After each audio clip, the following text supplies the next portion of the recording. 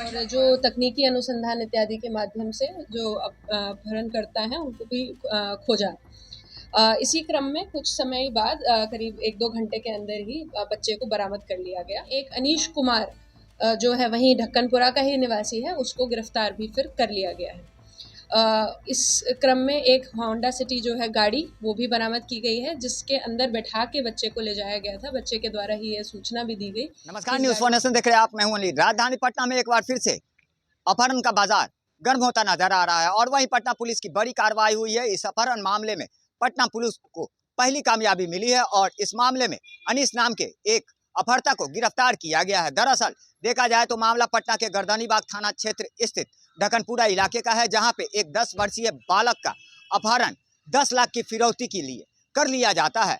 दरअसल शुक्रवार की देर शाम लगभग 7 बजे ढक्कनपुरा इलाके से 10 वर्षीय बालक को एक होंडा सिटी कार में जबरन बिठाकर उसे अपहरण कर लिया जाता है, जिसके बाद पटना पुलिस इस पूरे मामले की तहकीकात में जुट जाती है। मिली सूचना के आधार पर पुलिस कार्रवाई करते हुए उसके पड़ोसी एक अनीश कुमार नाम के युवक को धर दबोचती है, जिसके द्वारा पटना पुलिस को कई अहम जानकारियां दी जाती है। दरअसल देखा जाए तो 10 वर्षीय बालक अपने घर से चॉकलेट खाने के लिए बाहर निकला था और इसी दौरान कहीं ना कहीं उसका अपहरण अनीश कुमार के साथ कई उनके सहयोगियों द्वारा होंडा सिटी कार में बिठाकर जबरन ले जाया जाता है और उनके परिजनों को 10 लाख की फिरौती फोन कर मांगी जाती है। हालांकि इस पूरे मामले पर देखा जाए तो पटना पुलिस ने एक अपहर्ता अनीश कुमार के साथ साथ उस होंडा सिटी कार को भी बरामद किया है। वहीं इस मामले में एक फोन भी बरामद हुआ है, जिससे फिरौती की मांग की गई थी। आइए सीधे सुनवाते हैं इस पूरे मामले पर क्या कुछ जानकारी दे रही है पटना सेंट्रल एसपी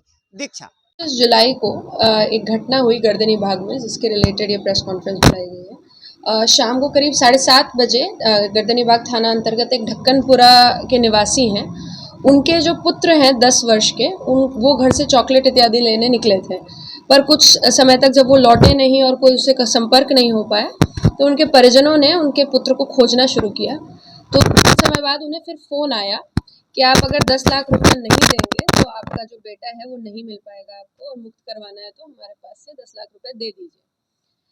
ये सूचना प्राप्त होते ही उनके द्वारा जो है थाना गर्दनीबाग को फ़ोन किया गया, जिसके तुरंत बाद थाना और एसडीपीओ जो हैं दोनों तुरंत एक्टिव हो गए।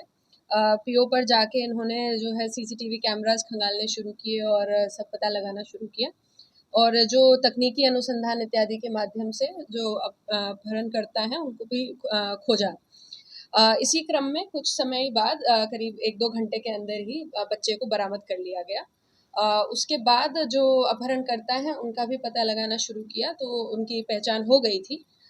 इसमें फिर इसी क्रम में एक अनीश कुमार जो है वहीं ढक्कनपुरा का ही निवासी है, उसको गिरफ्तार भी फिर कर लिया गया है।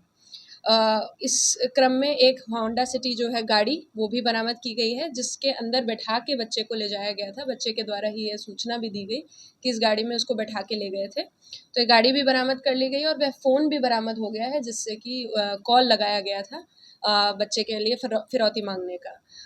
ये जो प्लानिंग थी इन लोगों के द्वारा, ये काफ़ी समय से की जा रही थी कि इस बच्चे को जो है किडनैप करके पैसा मांग ले, क्योंकि इन्हें पता चल गया था कि इनकी फैमिली के पास कुछ पैसा आने वाला है।